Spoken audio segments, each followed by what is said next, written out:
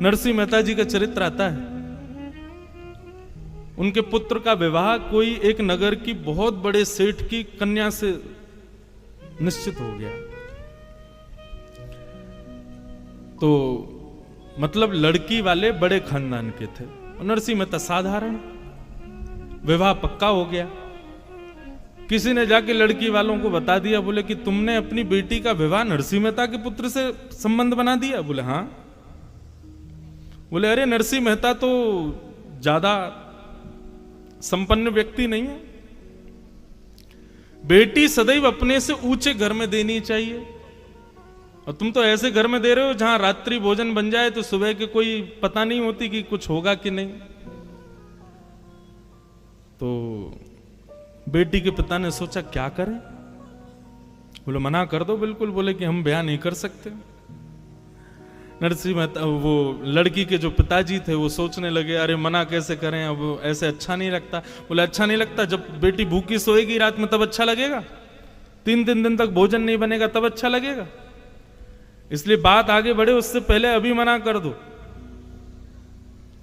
तो बेटी वालों ने मना तो नहीं किया, लेकिन एक पत्र लिख करके भेजा, और उस पत्र में यह लिखा कि आप जो बारात लेकर आओ उस बारात के साज सज्जे कैसे होने चाहिए। इतने हाथी होने चाहिए, इतने घोड़े होने चाहिए, इतने नगाड़े बजाने वाले होने चाहिए, इतने लालटेन लेकर के चलने वाले होने चाहिए, ऐसे ऐसे रत्न पहन करके आपके बाराती दिखने चाहिए। मतलब ऐसे पत्र में बारात की गणना की जो नरसिंह मेहता कभी कर ही नहीं सकते। नरसिंह मेहता क्या अच्छे अच्छे राजा नहीं कर सकते। आप यदि ऐसी बारात ला सकते हो तो ही अपने पुत्र की बारात लाना, नहीं तो मत लाना। ये लिख दिया, और पत्र लिख करके फोल्ड करके उस पर ऊपर जय श्री कृष्ण लिख करके भेज दिया नरसिंह मेहता के वहां। जैसे ही पत्र आया तो पत्र देने वाले ने कहा, बोले भगवान पत्र आया है आपके नाम से। उन्होंने जैसे पत्र देखा, पत्र देख करके बोले मेरे नाम से नहीं है, इस पर तो जय श्री कृष्ण लिखा है, ये भगवान के नाम का पत्र है, ठाकुर जी का पत्र है, भैया भगवान की वस्तु हम क्यों पढ़ें। और नरसिंह मेहता ने पत्र खोल के देखा ही नहीं, जय श्री कृष्ण लिखा था, ठाकुर जी के सामने रख दिया। बोले लाल जी आपके नाम से पत्र आया है, आप ही पढ़ लीजिए, अब दूसरों की बात मैं पढ़ता नहीं हूं, इसलिए इसमें समझ लीजिएगा जो भी आपके प्रेमी ने लिख के भेजा है। ठाकुर जी खड़े खड़े मुस्कान लगे, बोले कि अरे नरसिंह पढ़ तो ले एक बार, तुम 4-5 दिन बाद बारात ले जाओगे, नाक कटवाओगे मेरी। लेकिन नरसिंह मेहता का इतना अटूट विश्वास कि जय श्री कृष्ण लिखा है तो मतलब ठाकुर जी का पत्र है, मुझे नहीं देखना है। और जब ठाकुर जी को पत्र दे दिया तो फिर नरसिंह मेहता तो अपनी पतली सी घोड़ी पे बेटा को बैठाए, 4 बारातियों को लिए चलने लगे। ठाकुर जी बोले भैया नरसिंह अकेला जा रहा है, नाक कट जाएगी अगर ऐसे गया तो।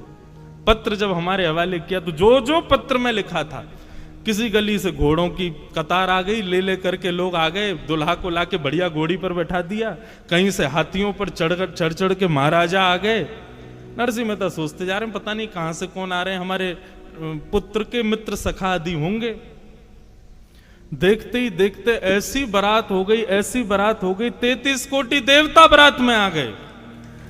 महाराज दुनिया भर के गाजे बज रहे हैं, बाजे बज रहे हैं, नगाड़े बज रहे हैं, भूतो न भविष्यति, किसी ने ऐसी बारात देखी नहीं है, ऐसी बारात नरसिंह मेहता के पुत्र की जा रही। उस नगर में हल्ला हुआ, बोले तुम्हारी बेटी के लिए जिस वर्ष से ब्याह होना वो बारात पर लेकर के आ रहा है अपनी बारात। बोले कैसी बारात है। बोले ऐसे नहीं, ऊपर कहीं पहाड़ी पर चल के देखो, वहां से दिखेगी।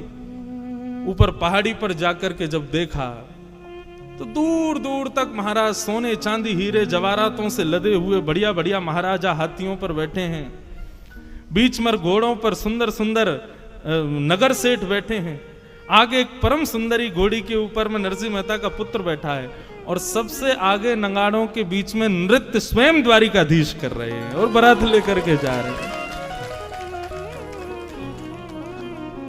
भक्त का भैया स्वभाव ऐसा होता है, ज्यादा चतुर बनने की कोशिश मत किया करो, सरल रहो, सहज रहो। चूहा आ गया तो यही सोचो कौन है, वो गणेश जी आए होंगे निश्चित। अभी बारिश पड़ जाए तो यही सोचना कथा सुनकर के देवता प्रसन्न हो रहे हैं, पुष्प वर्षा कर रहे हैं। चलते चलते गिर जाओ तो यही सोचना कोई बहुत बड़ी आपदा आने वाली थी, लेकिन ठाकुर जी ने केवल ठोकर लगवा दी। हर स्थिति में सकारात्मक, कभी भी मन में बुद्धि में ऐसे भाव आने ही मत दो कि ये गलत है, ये अपशगुन है। ये वैष्णव का पहला लक्षण है बंधु, वो हर स्थिति में भगवत कृपा का अनुभव करता है।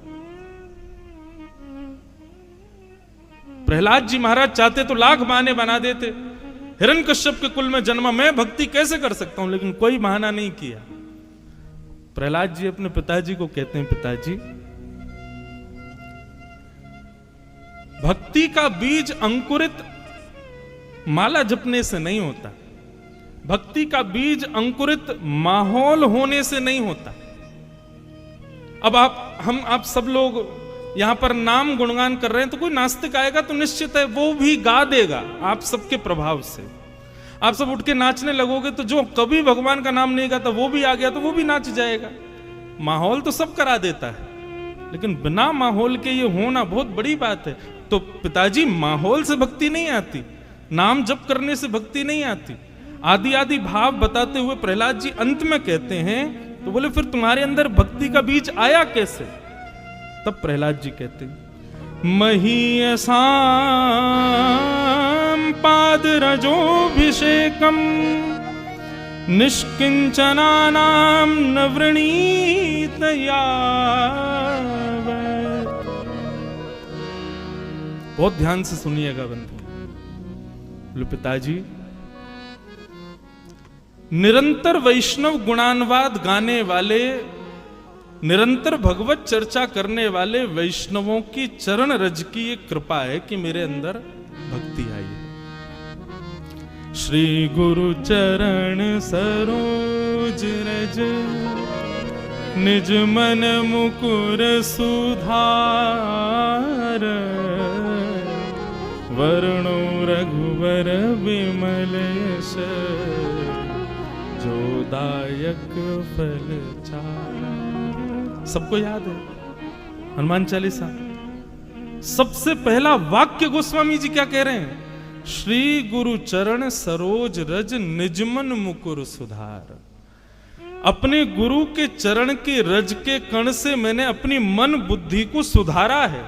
और उसके बाद क्या हुआ? बोले वर्णौ रघुवर विमल यश जो दायक फल चाह। मेरी सामर्थ्य नहीं है, आपकी सामर्थ्य नहीं है कि आप यहां सत्संग में बैठे हो, मेरी सामर्थ्य नहीं कि मैं व्यासपीठ पर बैठ के बोल रहा हूं।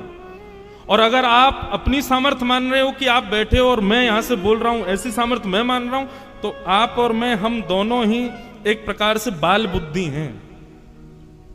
यह हमारी मूर्खता होगी। आपकी और मेरी सामर्थ्य नहीं है कि हम एक शब्द भी सुन सकें, एक बार भी श्री राधा मुख से कह सकें, एक बार भी वृंदावन जा सकें या वृंदावन का स्मरण कर सकें। ये सब हम कर रहे हैं, निश्चित ही हमारे गुरुदेव की हम पर कृपा है। प्रहलाद जी कह रहे हैं, हिरण्यकश्यप बोले तुझ पे गुरुदेव की कृपा कब हो गई और यहां कौन से गुरु आ गए?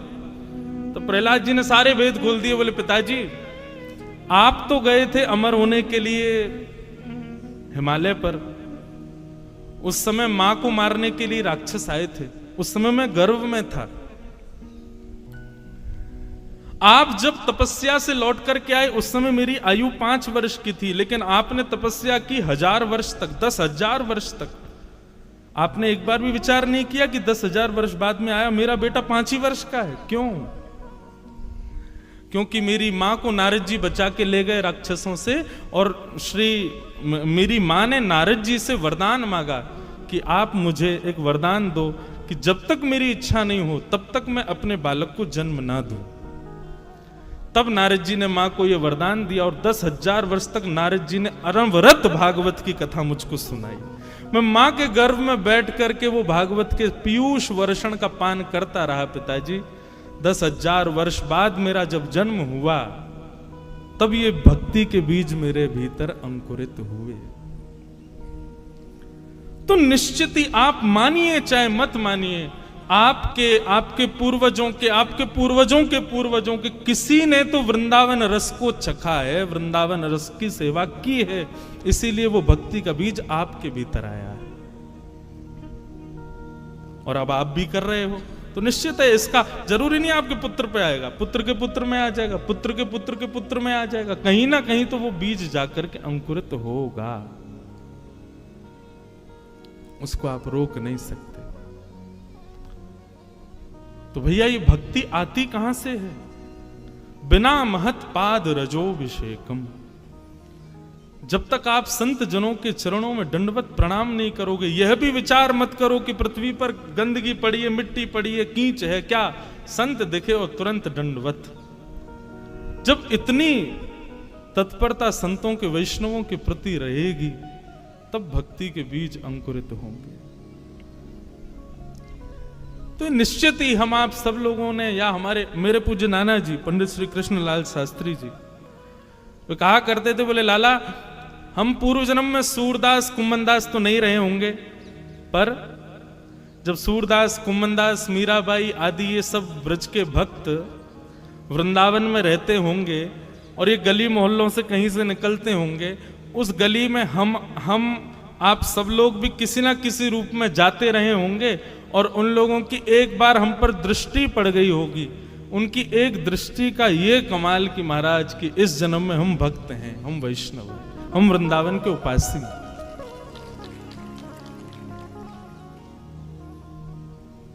एक गुरुवाणी सुन रहा था मैं, चरण कमल तेरे धोए धोए पीवा मेरे, सदगुरु दीन दयाल।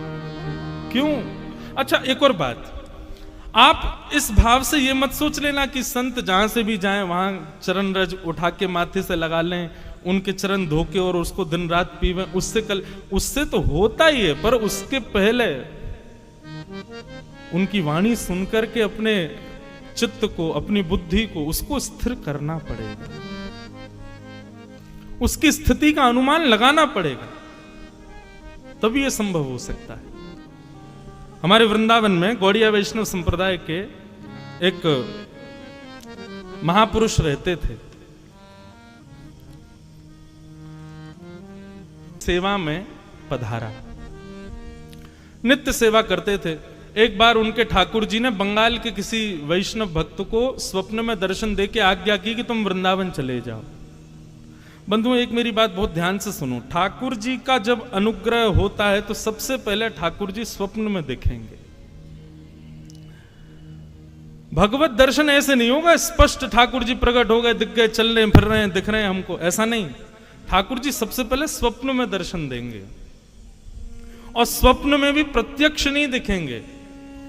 ठाकुर जी की कोई ना कोई अंग का दर्शन होगा, ठाकुर जी की कोई ना कोई वस्तु का दर्शन, वंशी दिख जाएगी, मोर मुकुट दिखेगा, ठाकुर जी की पीली पीतांबरी दिखेगी। रात्रि में सोते सोते ऐसा लगेगा मानो चंदन की सुगंधी आ रही हो, केसर की सुगंधी आ रही हो, ऐसे ऐसे अनुभव ठाकुर जी कराते हैं। स्वप्न दर्शन सबसे पहला। हमारी एक बात मान लीजिएगा, स्वप्न में कभी ठाकुर जी दिख जाएं, कभी किसी को बताइएगा मत। प्रेम को और रत्न को दोनों को गोपनीय रखना चाहिए। प्रचार कर दोगे रत्न कहां रखा है तो चोरी होने का भय रहता है। ऐसी प्रेम का भी ढिंडोरा पीट दोगे तो निश्चित है कि आपका प्रेम एक दिन नष्ट हो जाएगा। इसलिए प्रेम और रत्न दोनों गोपनीय रखने वाली वस्तु। तो भगवत कभी दर्शन स्वप्न में हो या कोई अनुभव कभी भी हो तो कभी किसी से कहना नहीं। हाँ, कभी ऐसा लग रहा हो कि किसी की भक्ति में विश्वास जग जाएगा मेरे बताने से, तो कह देना, लेकिन बहुत सकुचा के संकेत में कहना, ज्यादा मत बोल देना। तो स्वप्न में ठाकुर जी दिखते हैं, स्वप्न के बाद प्रतीक्षा करो कि अब जागृत अवस्था में उनका अनुभव होगा। आप जहां बैठे हो ऐसा लगेगा ठाकुर जी यहीं विराज रहे थे, आपको ऐसा लगेगा ठाकुर जी ने कोई अनुग्रह किया, कोई कृपा की है। तो पहला स्वप्न दर्शन, दूसरा अनुभव दर्शन और तीसरा होगा प्रत्यक्ष दर्शन। ठाकुर जी दिखे ही जाएंगे, सामने ही खड़े हो जाएंगे। बहुत लंबी दूरी है भैया हमारी और ठाकुर जी की, थोड़ी नेक समीप करनी है। तो नाम जब तिलक लगाना, कीर्तन करना, सत्संग सुनना, इसके पीछे एक ही उद्देश्य रखो, ठाकुर जी स्वप्न में ही आ जाओ और कुछ नहीं। तो